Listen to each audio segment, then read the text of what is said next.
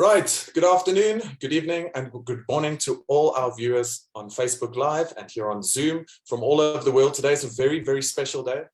You are joining us here at the International Choral Conductors Federation, ICCF, for our very first Composers Corner with the absolutely wonderful Jake Runnestad from Minneapolis in Minnesota in the United States of America. It's wonderful to have you here, Jake. I'm going to talk a little bit about Jake, about ICCF, and then we'll give it all over to Jake. The ICCF is the newest organization aimed specifically for choral conductors, where we are able to connect, promote and educate choral conductors all across the world. It's a massive networking opportunity for choral conductors, all about choral music. So you could call us choral nerds that want to know more about our profession. It spans over 5 continents and over 60 countries at the moment, and anybody is welcome to join ICCF. You can just visit our website, which is choralconductors.org, or just visit our Facebook page, which all of you are viewing this from right now. It's really, really a wonderful organization, and it's been wonderful to serve on the board. My name is Michael Barrett, and I'm on the board of ICCF and also the conductor of the University of Pretoria Tuks Camerata in sunny South Africa. Unlike where Jake is right now, where there is no sun. He was telling me it's snowing and it's very dark. He got up at 3 o'clock this morning to prepare this. Thank you so much, Jake, for doing that. But welcome to all of you for being here. We really hope that you enjoyed today's session. And it is really a wonderful honor for us to have Jake Runnestad here. This Composers Corner is brought to you by the Subcommittee for Professional Development, which I serve on at ICCF, as well as my colleague Mark O'Leary from Australia, Sophia Algren and Thomas Kaplan. And it's really, really wonderful to be able to present this for you, this wonderful learning opportunity. Please note that this is a free event and not just restricted to ICCF members, but there are many other events and opportunities, roundtable discussions, other composers corners, live rehearsals, watching some of the greatest conductors across the world, which you have absolutely or are entitled to as a member of ICCF. So join the organization today. It's only for conductors, so it's really kind of exclusive, and it's a wonderful networking opportunity. So a little bit more about our guest today. Good old Jake there. He's got a fantastic hairstyle. As you can see, he's all nice and bright. He said he's got his coffee ready. It's nice and early there in the morning. Jake Runnestad is one of the youngest full-time composers in the world that we have today. He publishes all his own music. He has a wonderful website, aptly named jakerunnestad.com. There we go, Jake, a little bit of promotion there. What's wonderful about his website is you can view all his music on his website, follow scores and that, which is really wonderful because then you can see the music straight away and order it, which is fantastic. Anyone that has performed Jake's music, the Tuks Camerata has done several of his works, will attest to his ability to connect the audience and the singer both to the heart and the mind. It really is wonderful music. His music has the ability to truly make positive change in the world, and something that we really need a lot more of today. He's been commissioned by some of the foremost ensembles and organizations in the world, including the wonderful Voces 8, the Dallas Symphony Orchestra, the Netherlands Radio Choir and the Swedish Radio Symphony, as well as the Philippine Madrigal Singers, and also most recently the Barnsley Youth Choir from the United Kingdom and the University of Pretoria Tuks Camerata from South Africa. And Jake, I noticed that this is not on your website yet, but you will add those formidable choirs to your website, commission on that. Just joking, but we are expecting a new commission from Jake today or this week, and we're very excited about that. So thank you for that, Jake. His first album, The Hope of Living, by Conspirare and the wonderful Craig Heller Johnson, was nominated, rightfully so, for a Grammy in 2020. A phenomenal, phenomenal achievement. He holds a master's degree from the Peabody Conservatory from the Johns Hopkins University, where he studied under Kevin Putz. In February, the Concord Voices premiered Jake's first choral symphony, and hopefully, Jake, I speak for everybody, not your last, It was premiered now in February, a wonderful, wonderful, extensive work for choir and orchestra. And he's also won many accolades. There's just too many to mention, but the one I'd like to mention is in 2018, he won the commission to write the American Choral Directors Association Raymond Brock Commission, which he did the wonderful A Silence Haunts Me, based on a letter that Beethoven wrote about his impeding deafness. It's a fantastic, fantastic dramatic work with lyrics by Todd Boss, who you've done 9 collaborations with, if I'm correct. 9 wonderful collaborations with Todd Boss. Dale Warland simply said that this work is a masterpiece. And the American public media weren't kidding when they called Jake Ronestad a choral rock star. Besides that, Jake is also human. He loves hiking, and I wrote this down today, and I wrote there hiking biltong, and I was like, I'm quite sure Jake didn't say he likes biltong, which is a South African jerky, but actually what I wrote was biking. He loves hiking, biking, reading, cooking, traveling, and being Tio Jake or Uncle Jake to both Ollie and Lily. And of course, he loves being my friend. Thank you so much for joining us, Jake Ronestad. Over to you. We are so excited for you visiting us today. Thank you so much. It's so good to be with you. Thank you, everybody. Well, thank you for that lovely intro. Yes, I'm very excited. I am finishing your new piece today, so I'll be sending that off very soon. But it's a joy to be with you, and I love that this organization is focused on conductors, because I think it's really important that we have that niche community where we can really share tips and tricks and have conversations about what it means to be a conductor, a choral conductor, how to bring music to life, all of those different things.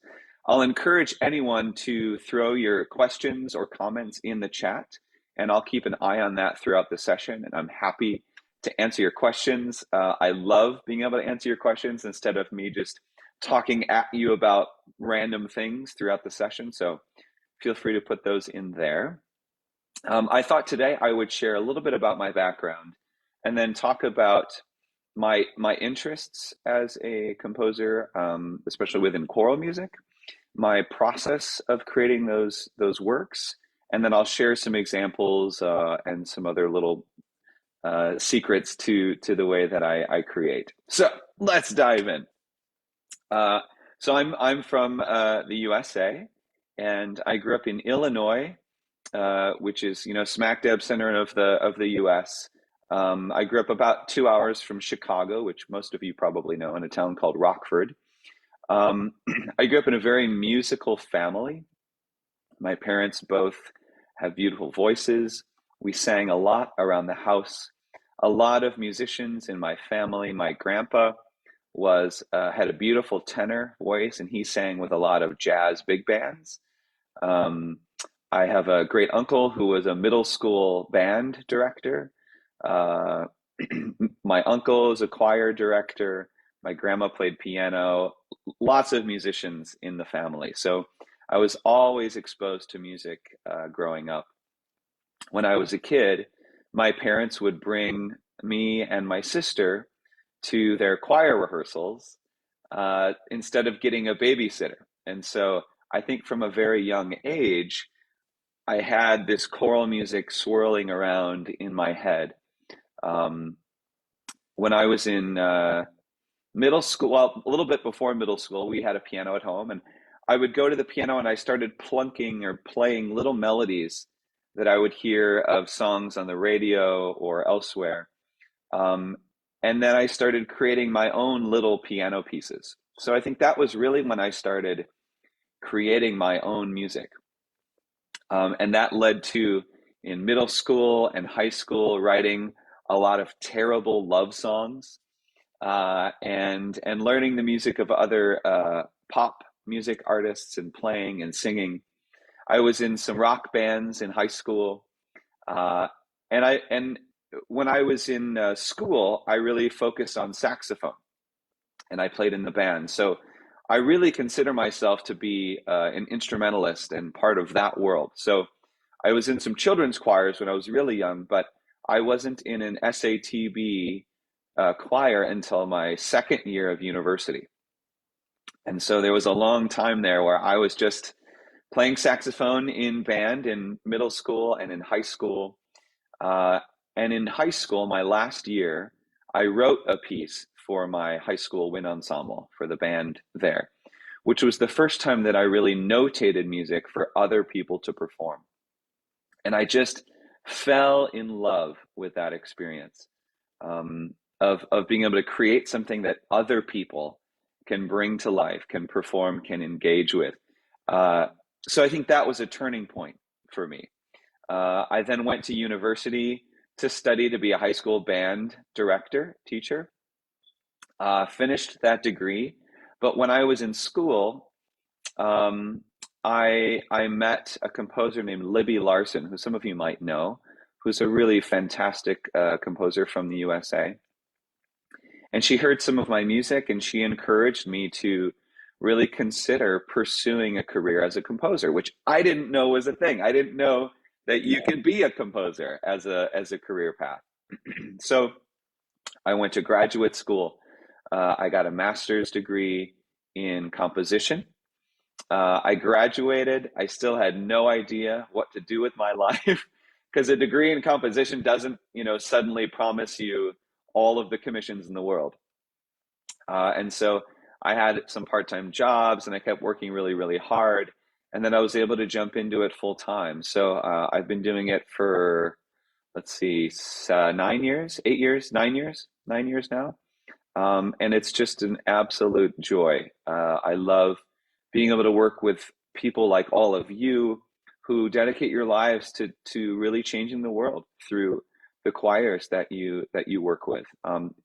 As we all know, music does make a difference, and I think if everyone in the world sang in a choir, it'd be a very different place. And so I'm grateful to all of you for the work that you do. It's so crucial, and it's an honor to be with you today. So that's a little bit about my story. And so today I thought that I would start off with kind of my concept of why I create music and what it means to me. So another thing that was important to me as a kid growing up was my parents were really dedicated to service to other people. So if there was someone in our community who was struggling in some way, we would bring them dinner. We would do a lot of volunteering for different organizations. I know there was one organization that my mom worked with for young single mothers, and we would go and help babysit the kids at different times. We were volunteering in the community in different ways. So when I really started to focus on composition, that service aspect was always a part of my life. And there was a point where I realized that I could take both of those worlds and I could bring them together, both music and service.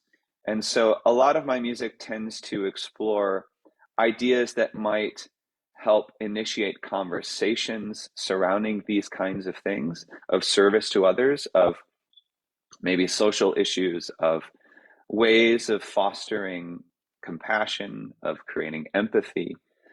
So that's of interest to me. I don't know that I consider my music to be social justice music. That's a term that we use a lot in the US. But I think that my hope is that my art allows an ensemble or an audience or a community to enter into conversation about aspects of what it means to be human and alive in the world today. And hopefully those conversations can lead to positive change, or that the music helps someone engage with a difficult question or a topic, or learning someone else's story, so that they can then kind of broaden their own idea of what it is to be human, of what it is to understand someone else's life, someone else's situation, to appreciate the earth more, and to gain a new respect for the earth so that we can help protect it, all of these things. But with all of that in mind, it's not just about the theme necessarily. I think with any piece of music, the music has to be good, for it to be compelling. And so for me, that's a really important part of it too. So in talking about choral music, I really believe that the text should always come first in choral music. And so a part of my process when I receive a commission for a new piece is understanding the entire context around that commission. So who am I writing it for? What's important to that ensemble or that community? What's the skill level of that ensemble? Where is that ensemble? Because that influences kind of what is of interest to them. For example, this piece that I just finished with Michael's group in South Africa and Matt Wright's group in the UK, these are very different cultures, and I found it a challenge to figure out how do I write a piece for both of those ensembles that come from very different places, that are a slightly different age level and a slightly different ability level, have a different way of engaging with the music. And so that's a challenge. It took me a long time to wrap my head around how to make sense of that. So every piece is really contextual in that way. So then once I have an idea of the theme for a piece, sometimes I'm given that theme, sometimes it's wide open and I just have to figure something out. I go to search for a text. And that is usually the longest part of my process, both searching for that text and spending time with that text. So sometimes it's a poem, sometimes it's a letter, sometimes it's quotes, sometimes it's an excerpt from literature. It can be any number of things. One thing that I like to do is called creating a composite text, which is where I take excerpts from maybe journal writing. So I have a piece called Come to the Woods, and it's all writings by the naturalist John Muir, who was one of the founders of the national park system here in the USA. And so I went through all of his journal writings, and I took little bits from here and there and put them together to create a composite text or a libretto for the piece. And so that's a cool way of being able to tell that story with someone's words, but in a way where it isn't necessarily, just as it comes in the journal, because not every text can and should be set to music. There are so many poems that I love that just don't sing well. The text has to have a certain clarity to it. The words have to have open vowels that are friendly to singers. If it's too clunky, a lot of consonants, that's going to be really difficult to sing. It has to be understandable right away on the first read or the first hearing. But I also want it then to be able to have layers that you can peel back and dig into and learn more and more and more about. So it takes me a long time to find the right text for a piece. Once I do, the next step is research, and I treat every piece like a research project. So then I'm trying to understand, okay, who wrote these words? Where did they live? What time in history did they live? What was going on in their lives at that time? What was going on in their community or in their country or in the world at that time? How do all of those factors influence what they wrote and why they wrote it? If a text I find was scratched onto the wall in a concentration camp during World War II, that's a really important detail. If I learned that a text was a poem written by a Black man in the US just after the Civil War, that's also a very, very important bit of information, because it's influenced, by the terrible slavery and race issues that we've had in the US and continue to have in the US. But that's a really important point of information for me to know as someone who's interpreting these words and bringing them to life. So I spend a long time researching, finding out as much as I can about these words. And then once I feel like I'm ready, I'll then begin the musical part of the journey. And for me, oftentimes that's sitting at the piano, and sometimes I'll just improvise my way through the whole piece, singing the words and maybe playing on the piano, and whatever happens, happens. And I always record that, with my phone using the Voice Memos app, just in case there are any good ideas that I come across. And usually in that first improvisation, I understand kind of the instinct of the emotional world that the piece lives in. And I think during my research, I'm still working out that emotional world. But during that improvisation, it's really, how do I respond to this text in that initial way? And so for me, that's a really helpful part of the experience. And then from there, it's a lot of experimentation. It's a lot of improvisation, always singing, always singing the words, because the words to me are first and foremost the most important part of the text. So then, from there, I'll finally happen upon the right melody for the text. And, as I'm doing that, I'm gesturing. So I'm a conductor as well. And so as I'm writing, I'm feeling, what is the musical gesture in any given moment? And I use that term a lot when I'm talking about my music, because, when we talk about line, for me, every line is a gesture. So that gesture might be a soaring gesture. It might be a grief-filled gesture. It might be, something that's rhythmic and exciting, but all of these things are gestures. So I really think about the physicality of a line when I'm writing.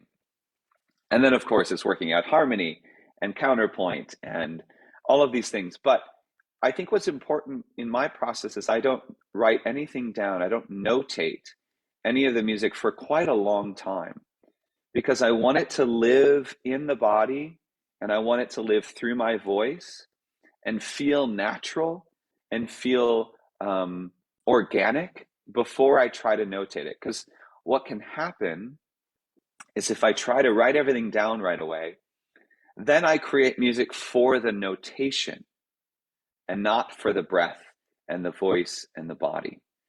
So I think it's really crucial that the music lives through my body before I notate anything. Once I've done that, then I can figure out how to notate a phrase. And so if you've done my music, you'll notice. Let's see. I'll share my screen here so I can show you. Here is a good example of "Let My Love Be Heard," which I know some of you have probably done. And if you notice in the melody, I think you can see this down here. Whoops. I'll often have eighth notes plus triplets, and they go back and forth. And it's not just to make life difficult for you, but it's because English, if I'm studying English, is a language that is not just duple meter. It's not just, hello, my name is Jake. It's hello, my name is Jake. And it's a mixture of duple and triple rhythms. So when I'm singing, in this case of "Let My Love Be Heard," angels where you soar up to gods. That's, for me, much more musical than angels where you soar up to gods, which just feels so mechanical and robotic. And so when I'm singing this, I'm finding that musical phrase. And then when it comes to notation, it might be 2 eighth notes or tied to a triplet, and then, quarter notes. So that's kind of how I work to rhythmic aspect. Let me see if I can zoom in here. So in this line, for example, the word angels, I'm thinking about, okay, the gesture of that word. It's not angels, it's angels. So it's a strong, weak gesture. So then I try to find a musical phrase that follows that. Angels where you soar up to gods. And each word is not of equal value. So if I'm speaking it, I don't say, angels where you soar up to, Because if we give everything equal rhythmic value, then that means we're giving it equal value as far as meaning or understanding or context. So in this case, angels is an important word, soar is an important word, gods and light. Those are the 4 important words in that phrase. Everything else is contextual or is helping with context, but isn't as crucial. So those get a smaller note value, or they will be lower in the phrase, or there are different ways that I can do this. So that's really how I'm thinking about it in my brain. But initially, it's really about how do I feel the phrase organically, kind of in my heart, in the emotional way of doing things. So that's how I approach the writing of those lines. And in this case, I realized that this poem is about grief, and it's one person's journey in understanding that grief, coming to terms with that grief, and wishing they could communicate that grief or that hope for love with someone that is maybe far away, that has died, and it's lifting this plea, wishing that it's lifted on the wings of angels into the air, and so that's the journey I wanted to tell. So with Let My Love Be Heard, I'll play you the recording in just a second. But I wanted to somehow show that loneliness of grief. And so it starts very, very simply with just the tenors on this melody and a single note in the altos. You can see up here, this C sharp just sits here and we wait on it for a while. And then the tenors come in with the melody to show that loneliness, to show that grief. And then after that, the other voices gradually enter, and then the sopranos come in, and we have this 4-part texture taking over the melody there. So melody comes in, and then we've got more statements of this Let My Love Be Heard. And then we go into this triplet area where it's all these ya da dee dee dee dee dee dee dee. And so for me, these are these soaring angels that gradually get higher and higher and higher in this texture, rising, rising, rising. And you'll see that the tenors and basses have this Let My Love Be Heard repeated over and over and over again. Again, gradually getting higher as it's being lifted. And so for me, this is how I try to tell the story and paint this scene. It's if the scene is angels lifting these words into the sky, then I know, okay, so I have to have winged beings that are soaring and that they're going to be rising, gradually lifting these words higher and higher. So that was the concept for this piece. And so it just gets higher and higher and higher, and then rises to this point of arrival. Okay. So I'm going to play a recording of this piece so that you can hear it. Let me find here we go. All right. And I will, oops, I wanted to go back to the score. Sorry. Let My Love Be Heard. Okay, share. And let me just grab the audio. So this is a beautiful recording by Voces 8, who probably most of you know. Just a fantastic group out of the UK, singing Let My Love Be Heard. Zoom out here.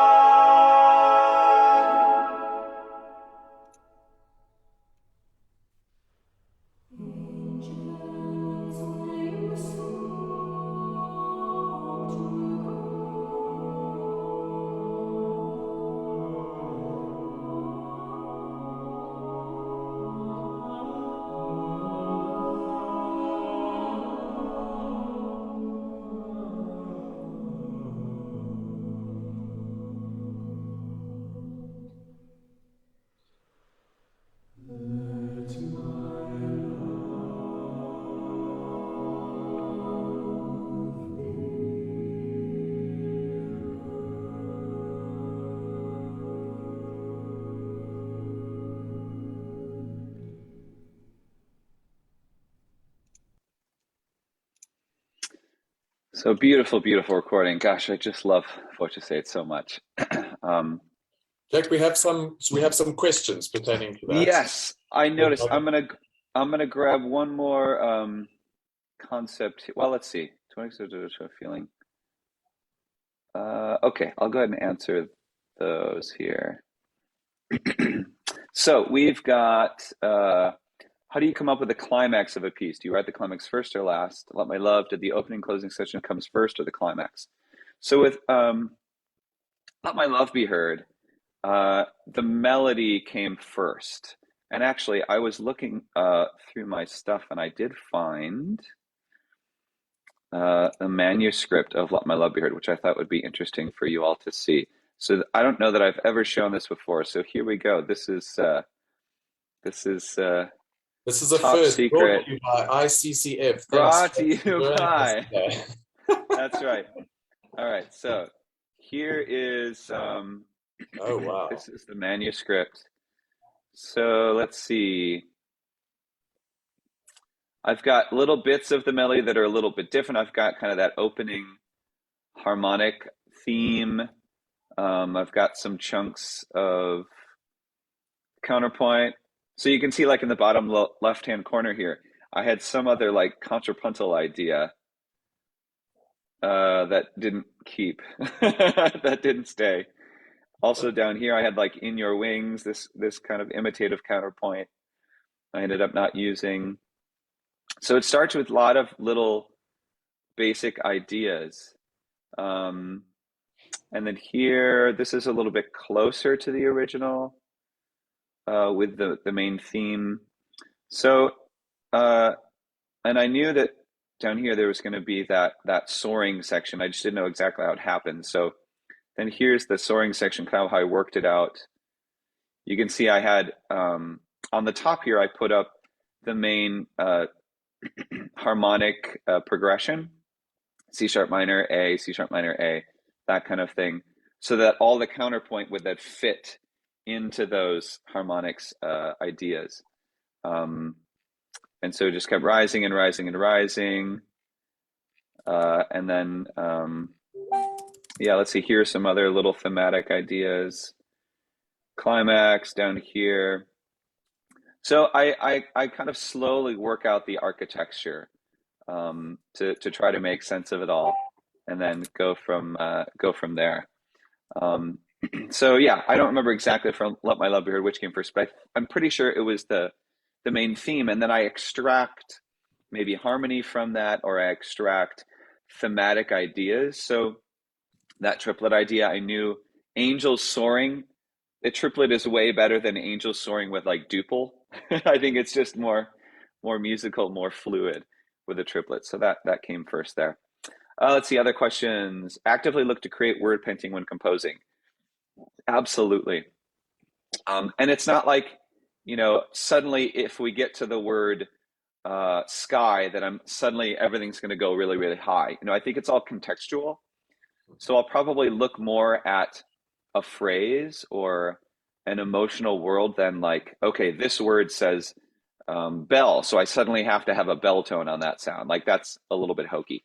So maybe the entire section is about bells. And so then I can use that as an idea.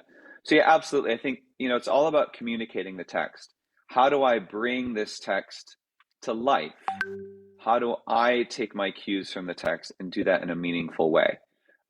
Instead of forcing my music onto the words, how do I take these words and bring them to life, communicate them in a meaningful way? Another question, to what extent does the composition of an ensemble change the feeling or interpretation? So like size of the group, how does that matter? So when I'm writing, it makes a big difference. If I'm writing for, if I write for a group like Voces 8, the music's gonna be very different than if I'm writing for a symphony chorus of 200 singers. And I think of it kind of like if you're in a kayak versus you're in a massive steamship, where if you have to move that ship, it turns very slowly. A kayak is much more agile. And that's not saying that a symphony chorus can't have moments of agility, but it's just a different way of conceiving of a group.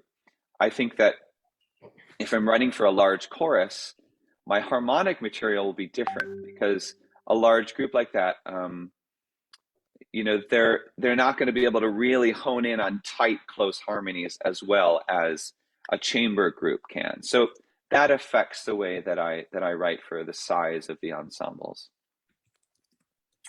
Let's see, excellent language. Mentioned it's good for music to follow the accent of the language. What about stress? A lot of work, or stress changes sometimes the meaning of the words. Yeah. So along with kind of the sound of a language, it's also word stress. So like I talk about the word angels, if I say angels, it's a strong, weak word. So I'm going to always strive to set that in that way. And that could be based on context. So, you know, if I speak a sentence, I really love donuts. Let's say that's my sentence. I could say, I really love donuts, or I really love donuts, or I really love donuts, you know, depending on what, or I really love donuts, depending on what I stress, that could change the meaning of the phrase. So I'm very much aware of that. Question, old school handwritten notation, is this your typical process? Yes, I always write by hand. I find the computer to be limiting because you have to make so many decisions. You know, you have to say, oh, this is a quarter note, this is an eighth note. I'd rather be able to, you can see like on my manuscript, I'm scratching all over the place. I'm on this first page, you know, I've got little harmonic ideas, I've got little things here, pickups, things are all over the place. And that, to me, that's much more freeing than trying to do other things. Question, what do you think about atonal music and choral music?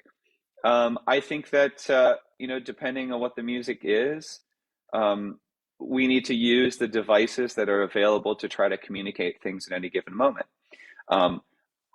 Depending on the kind of atonality, some of it can be really, really difficult when, you know, when singing, because there has to be reference pitches. So I have moments of atonality in my music, but I have to make sure I'm setting it up correctly, and that I'm making sure that I'm setting the ensemble up for success, instead of, you know, just making it atonal for the sake of atonality, but using it for reason and making sure that the choir can be successful in that. Something else I want to talk about is I believe that the text comes first. For that reason, I think every piece of mine is different because it's responding to the text. It's bringing the text to life. And every text, every writer is so different. So therefore, I feel like the music should be different too. So I'm just going to show a few examples of that. This is a piece called Give Me Hunger, which is by a text by American poet Carl Sandburg. And in this text, I think he's really speaking to those people in power that are money obsessed and do things for the sake of progress and without considering the humanity or the need for people that don't have those means. And so I'm just going to play a clip of Give Me Hunger. And I think there's anger in this opening. And so my job is then to find out, how do I musically depict that anger? So here's just a quick excerpt of that one. Give me hunger, oh you gods that sit and give the world its orders. Give me hunger, give me hunger, pain and want. Shut me out with shame and failure from your doors of gold and fame. Give me your shabbiest, weariest hunger. Give me your weariest hunger.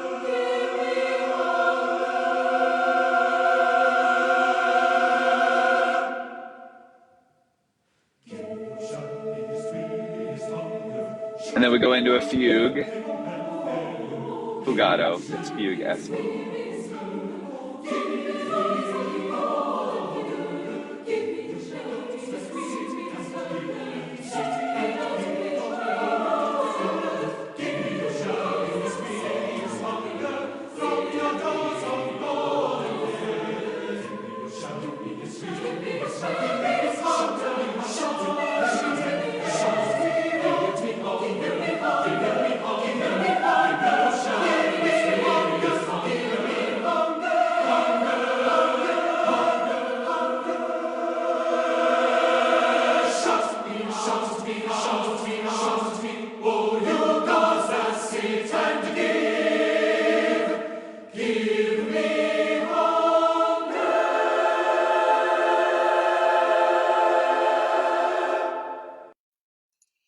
So, attempting to respond to a text that is gritty, that's angry, maybe. I have to then say, okay, what is this poet trying to say?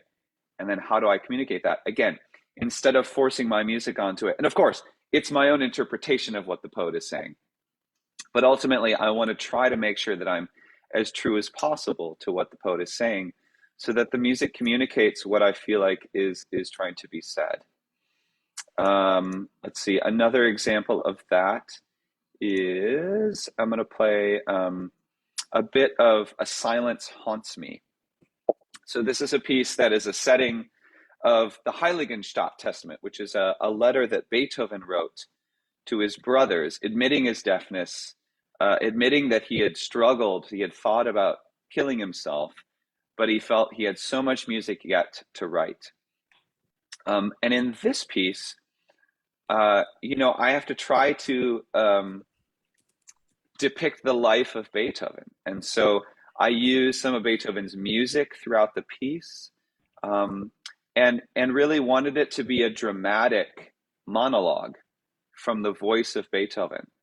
And so I actually write into the score a lot of different kind of physical gestures, staging gestures to the ensemble, so that they can really embody what this piece is and Beethoven's story.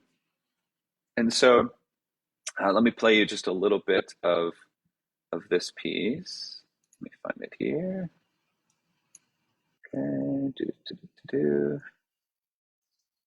share screen, here we go.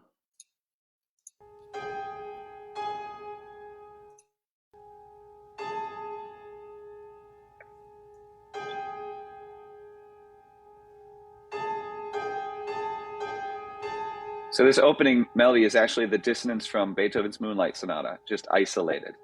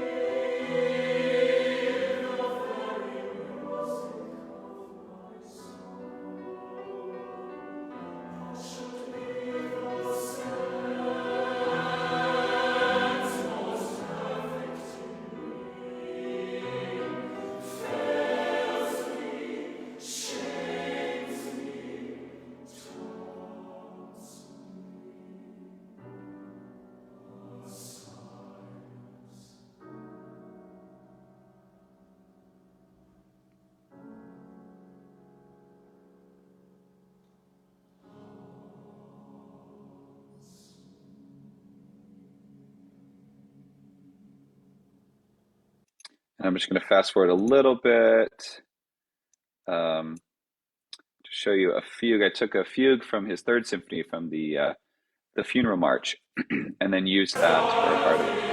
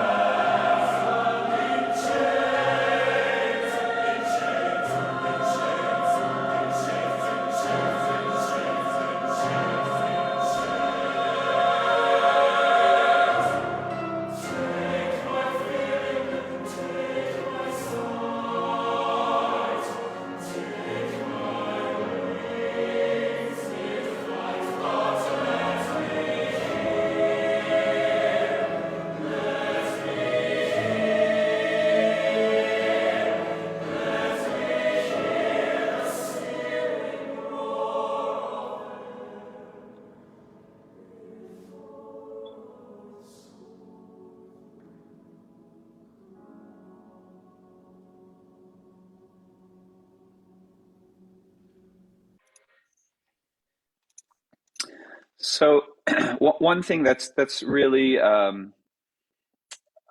important for me is thinking about when I write for choir or any musical ensemble, really, it's not just about the sound, but it's about this is a performing art. And so I need to be thinking of what does it feel like to be experiencing this piece in a space? So as an audience member, what is it like to have the choir in front of me? Or if I move the choir, maybe they surround the audience. What is that effect? I had a piece recently that just had its premiere a couple weeks ago that is about a total solar eclipse, right? When the moon moves in front of our view of the sun. And I wanted the choir to eclipse the audience throughout the piece. So I actually had them start at the front of the stage. Gradually throughout the piece, they move and surround the audience. And then they exit through the rear of the space so that they are part of that eclipse experience.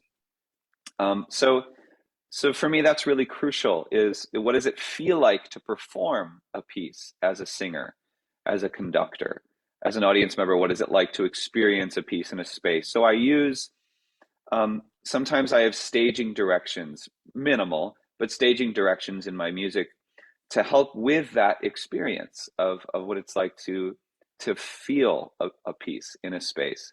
So that's also really important. So the Beethoven piece, A Silence Haunts Me, that I just played, has some instructions where the choir might have a certain motion to help tell that story. So that's important to me. Let's see, some other questions here. What is the best way to grow as a conductor? Advice for younger composers out there too. So as this is a group of conductors, I guess the question is why perform certain music, or how to study it, or how to prepare it, or if you're performing my music, how should you interpret it, or what are some tips for that? So what I think is really crucial is doing the research on the words, always, again, to understand that context. When we understand the context of a piece, we can help to better understand how to bring it to life. And so for any of my pieces, I hope that you'll study where the text came from, who wrote it, and all the information about that writer. And then always attention to the words. So, whenever I'm working with a group, I always want us to understand the text and to, stress the words in the way that they're spoken within the context of the musical line, right? Because we have those macro and micro structures. Macro structure being the larger gesture of the line, and the microstructure being how we speak each word within that line. So just the way that I would speak a phrase, I have to understand what is my overall phrase shape, and then within that phrase, how am I punctuating each word stress, each word in its own way, which is difficult to do. But I know that's something that we do as conductors. And what I find with choral music is when I'm gesturing, I'm much more likely to show a certain stress than I am just beating a pattern, because I think that can communicate much more. Or I'm showing a phrase shape much more than I am just kind of, here's our beat pattern. I'm going to show a larger gesture for, of course, depending on what kind of information is needed as far as tempo and to keep people in time. But I think that for many ways, sometimes showing that gesture is much more helpful in some of those phrase shapes. So best to grow as a conductor, I think as much as you can do to just spend time waving your arms so that feels comfortable, and not just necessarily showing, practicing your beat patterns, but listen to music and just gesture with the musical lines. And that can be any sort of, almost like dance, any sort of movement, so that we're comfortable in our bodies and we're comfortable showing what it is that we're trying to communicate. As you're speaking, there are some cultures that are much better at this than others, but learn to speak with your hands a little bit more to say, what am I trying to communicate versus what am I trying to communicate versus what am I trying to communicate? All of those are going to affect what kind of gesture that you use when you're conducting. And then as far as advice for younger composers out there, or conductors that compose, I think we can learn technique, we can learn orchestration, we can learn harmony and theory. We can't learn how to be creative. So on your own, you have to flex your creative muscle. You have to learn how to just generate ideas. So what I usually recommend is go into a room where you can be alone, where no one can hear you, where you can just be comfortable making all kinds of sounds, and use your voice, or if there's an instrument that you're proficient on, whether it's piano or guitar or whatever it is, and start making sounds. And they can be any kind of sound. They can be weird, they can be beautiful, and just keep doing that. Don't worry about writing it down. Don't worry about capturing it. Don't judge it. Just make a lot of sounds and experiment and play. We just have to have fun, like kids do with play. And then just do that a lot. And then over time, I think you'll be more comfortable with creating material. Then at some point, you might be like, oh, I really like this little phrase that I created. And then maybe you can turn that into something. So for me, it's a matter of comfort with creating that material. Then you can figure out what to do with it. But we can't teach you to create that material in the first place. Composers and artists that I look up to. Oh my gosh, so many. From a young age, I listened to a lot of what my parents listened to, like the Beatles and Elton John, and kind of a lot of folk music from the US. When I was younger, a lot of Dave Matthews Band and Earth, Wind and Fire and Michael Jackson. I love Joni Mitchell, Esperanza Spalding, Jacob Collier, Beethoven, Libby Larsen, Dominic Argento, a US composer who died just a few years ago, who I think was just fantastic. Ray Vaughan Williams. I think a lot of jazz. I've done a lot of jazz playing saxophone, so I have a strong jazz background. So I listen to a lot of that. So lots of different people in the choral world and outside of the choral world, because I think that we can be influenced and we can learn from music of all kinds, all types. Let's see. Let me grab any other questions here. What role does your own spirituality play when writing sacred pieces? I believe that everything is sacred. I don't believe that something that is religious is the only kind of sacredness. So I really tend to write texts that aren't necessarily religious, because I really believe in encompassing the beauty that is everywhere around us, and find sacredness and beauty in all things. So that's kind of what I tend to do.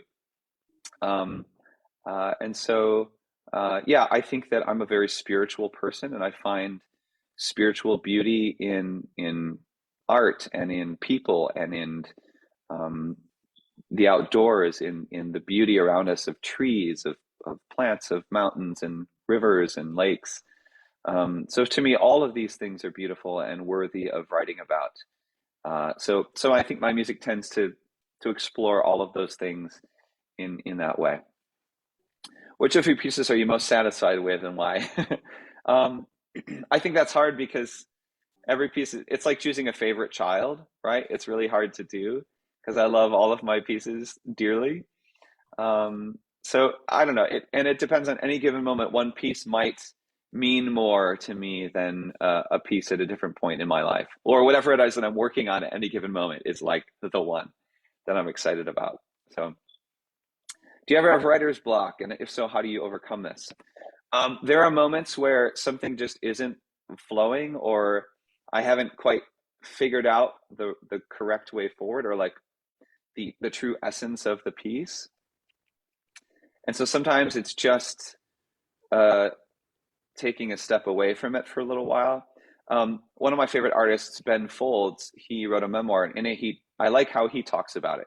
So if you go into a house and you turn on the water faucet, and if the water hasn't been run in a while, it's rusty brown because it's cleaning out the pipes.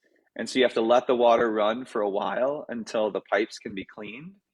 And I think about the creative process kind of like that. So as I'm generating material, I'm cleaning out the pipes, all of this stuff. I might not keep all of it. Some of it isn't going to make its way into the piece, but it's all important in trying to get to that essence of what the piece is. And then gradually I'll arrive at what the piece is. So yes, there are times where it's not coming as quickly as I'd like, or I haven't quite cracked the code, as it were, found the best answer. So I just have to keep trying new things, or completely try a different approach, or leave it alone for a little while and go take a walk, or things like that. I don't like to think of it as a block, because then it becomes a block. I just like to think of it as, oh, I haven't quite made my way into the true essence of the piece yet. So those are let's see, I think I've got all of those questions answered. Let me just make sure. I have a question while you're looking there, Jay. Yes, please. So in the beginning, you said that your interests, dealt with things like hiking and biking and reading and cooking and traveling, and all of these in themselves are kind of creative kind of things, reading and cooking and all these. Do you think that also, and your traveling especially, do you think that inspires music in your compositions? I mean, reading a different novel or a different story about a different culture, or seeing a different culture, or cooking different foods, do you think that also kind of gets the creative juices flowing? Absolutely. Whenever I talk to younger conductors or composers or artists, I always encourage them to experience as much of the world as they can, whether that's through other arts, or it's traveling, or it's walking outside, or whatever it might be. Because if we don't experience anything in our lives, we have nothing to express with our art. And so all of those things are really crucial. For example, I was in Vienna, and I went to the Music Museum, and there was this whole room about Beethoven, and they had, information about that letter, the Heiligenstadt Testament that he wrote. And that was where I was like, oh, that would be an amazing piece someday.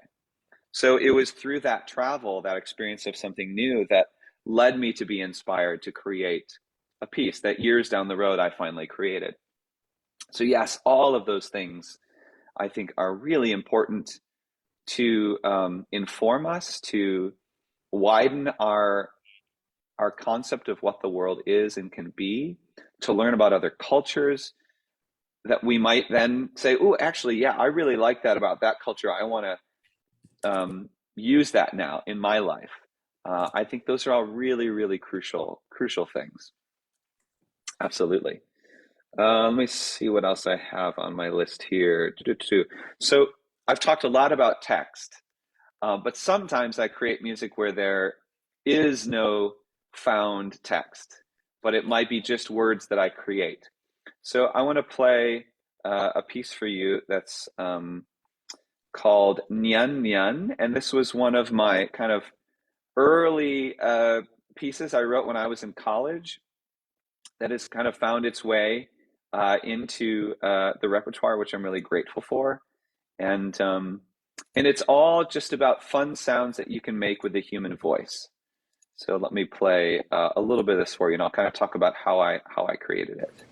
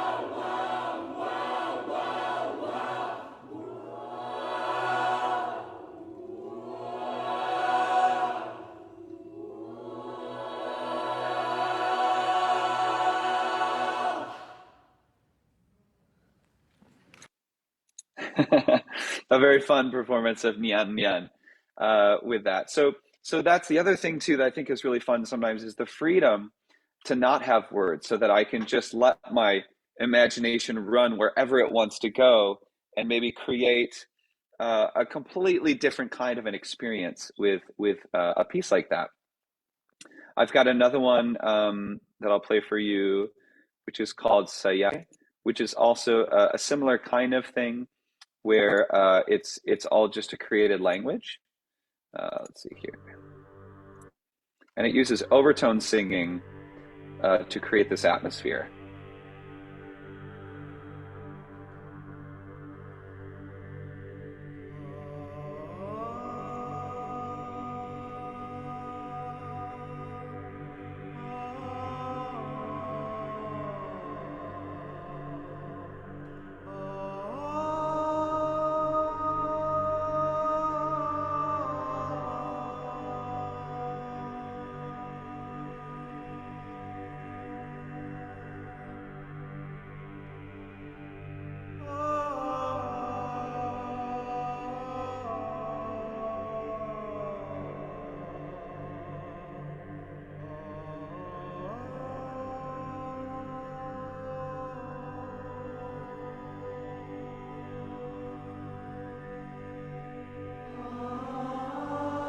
I'm going to fast forward just a little bit to save time. Let's see.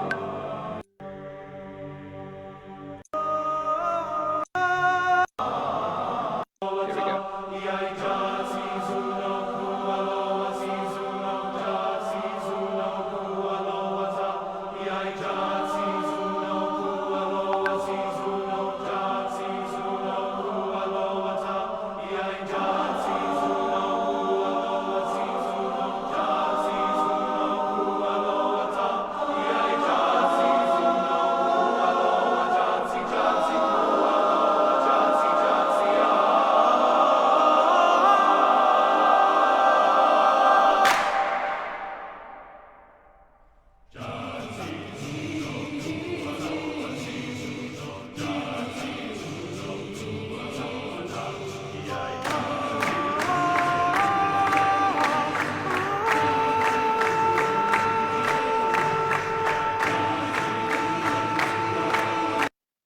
So kind of another fun exploration of sound, which was really great to put together.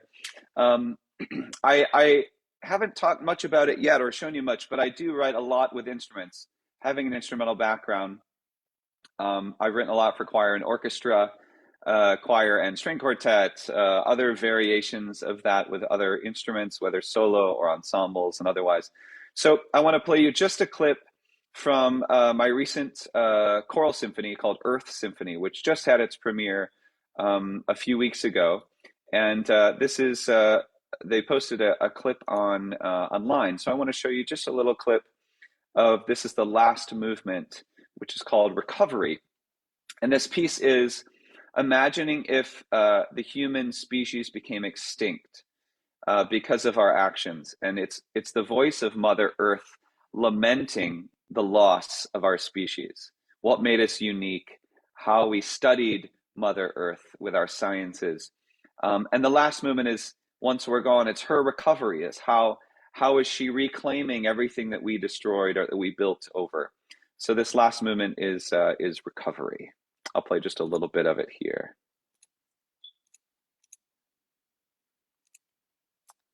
Let me see, I'm going to fast forward a little bit.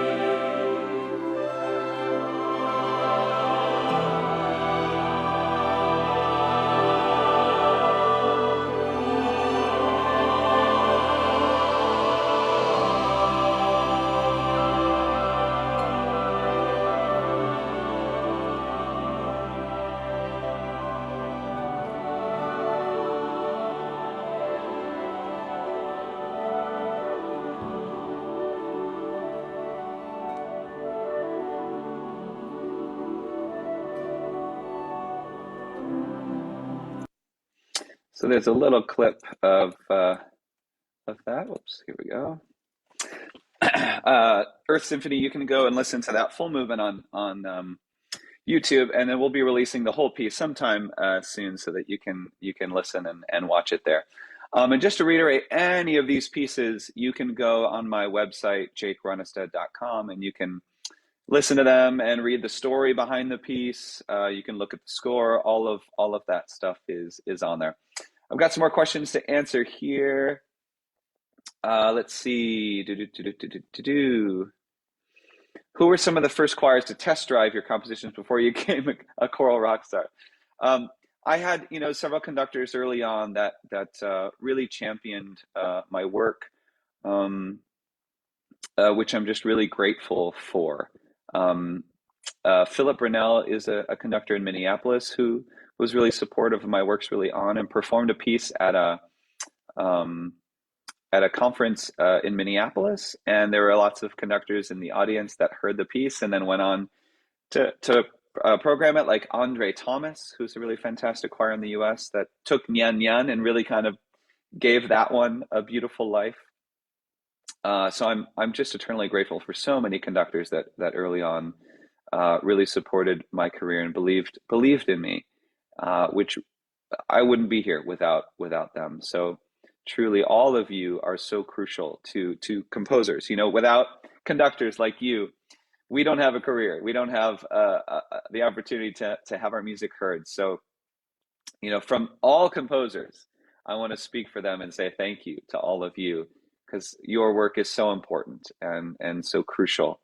And I hope that, you have relationships with composers that are, locally in your community and maybe beyond, and that you're, helping them and performing their music and encouraging them. Especially, I find, young women. There's, I think for a long time our cultures have said males are the ones who compose, and it's changing, but it's still a problem, and I think that's really important too, that we're encouraging everyone to create and to perform their music in ways that we can. Let's see other questions. Do you only compose when you're inspired, or do you have to force yourself to create from time to time? If I waited for inspiration, I wouldn't get anything done. So what inspires me are deadlines. And so, I just have to be consistent with my work and make sure that I'm writing all the time, and that I have to look at my schedule and say, okay, this piece is due here. So I need to make sure that I'm, taking the next however long to work on that piece. So I have to really think about my schedule far in advance and plan things out so that I'm consistently writing. When composing for a commission, how much freedom do you prefer over set requirements? So I think it's helpful to have some sort of direction. Of course, a rough idea of how long the piece will be, who it's for, instrumentation, all of those kinds of things. Sometimes a theme can be helpful, but other times it might be helpful just to have it, I can respond to whatever it is that I'm feeling like I need to write about at any given time. Usually I won't accept a text from a commissioner. That doesn't mean I won't consider a text that they have in mind, but I think that most people don't necessarily know what makes a great text for a musical setting. And I'm really, really, really picky about my text. I have to love it. I have to fall in love with it. So that's really important for me. Let's see, I think I've got all the other questions. If you have any more questions, throw them in the chat. I was going to play a little bit of one more piece here. This is called Come to the Woods. And this is a piece that I wrote for Conspirare and Craig Hella Johnson. And this is a piece that's a setting of words by John Muir again, who was a naturalist, helped found the national park system in the US, was Scottish, and then grew up in America. And so this piece begins with this phrase, another glorious day. And I use that Scotch snap, that another glorious day, to kind of set things in motion. So I'll play just a little bit of this one here. Let's see. Another glorious day.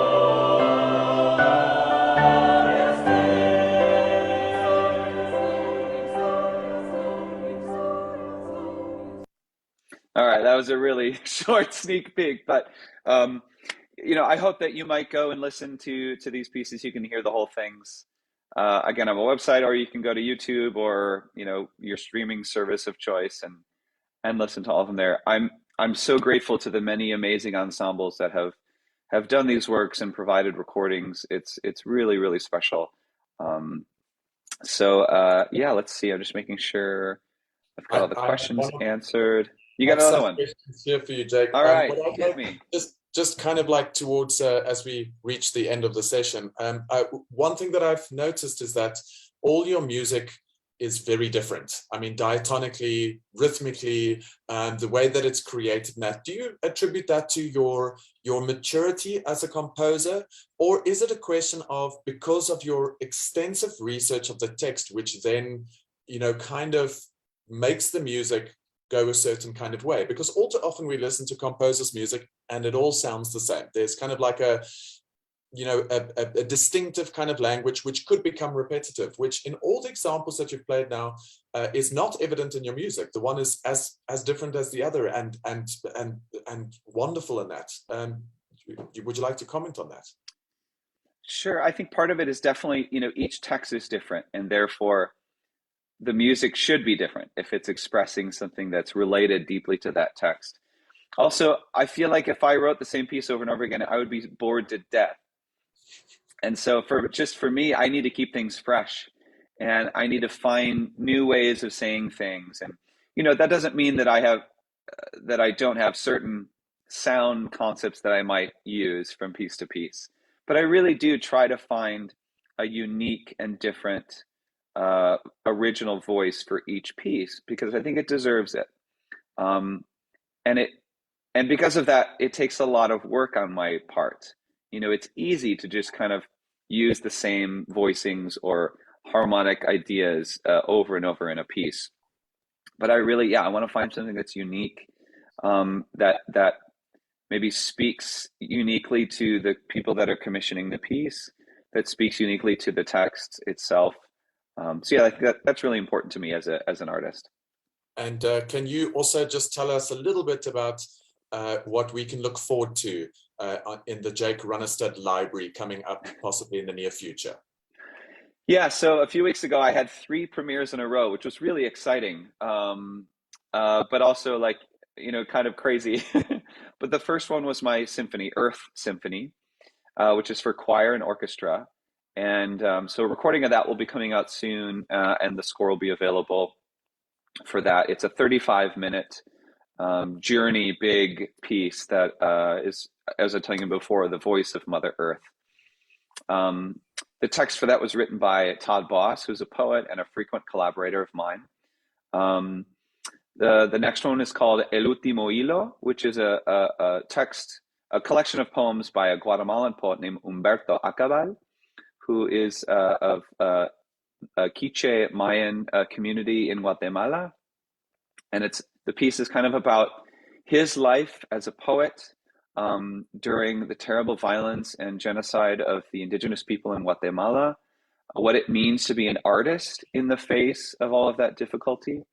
And that's for choir, string quartet, and marimba, marimba being the national instrument of Guatemala. So that piece had its premiere a couple of weeks ago. And then the one after that is called The Ways of Stars, which is, I mentioned earlier, it's about a total solar eclipse. And so the piece uses piano and percussion, and the choir has handbells, and they use the handbells in different ways, from using a wooden dowel to make the singing bell technique to playing the handbells like this. And that piece uses staging and lighting as well, so that we can experience this as if we're there watching the eclipse happen.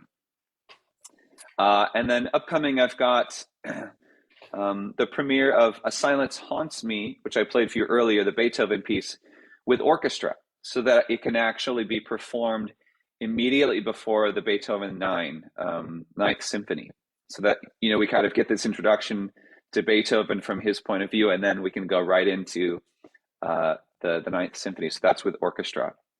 And then, of course, I've got the piece that I wrote for you, Michael, and Matt Wright, which I'm really, really excited about. So stay tuned for more information on that. And of course, you can sign up on my website for my email newsletter to get updates on new pieces, and as well as follow me on all the social media for updates that way. So I know we're wrapping up here, and I just want to thank you all again. You know, we as composers rely on you as conductors to bring our music to life, and I'm just so grateful for many of you who have done my music all over the world. It means so much, and I hope that the music offers an opportunity for you to engage in meaningful stories, meaningful topics, and I vow that I will continue to do my best to provide you and your singers and your communities with music that hopefully provides that need, fills that need for all of you. So thanks for your work, and I look forward to seeing this organization grow and hopefully being a part of it and supporting you all however I can. Well, Jake, thank you so much. And I can say that I talk for everybody here and so many people across the world. Thank you so much for bringing beauty to the world through your imagination and through your wonderful music. It's been such an honor to have you here. Thank you. Please remember Jake's website is jakerunnestad.com. Just a little side note as well, please make sure that when we perform the music of composers, whether it's Jake or anybody else, that we buy the music legally. That's a really, really big thing for me and for many composers that leave in education. Otherwise, as Jake said, we don't get more music written. And so that's an important thing. And on behalf of the International Choral Conductors Federation, Jake, thank you so much for being here. It's truly been an honor to have you as our first Composers Corner. We wish you all the very best success, and we look forward to everything else coming to the jakerunnestad.com library. So thank you so much, my friend, for joining us. Thank you, Michael. Thank you. We will chat soon. To everybody out there, thank you very much for joining us today, and goodbye. Thanks, everybody. Jake, you need to make me host so I can take us off. Oh, right. Let me do that. Make host. There we go. All right. Just quickly stop.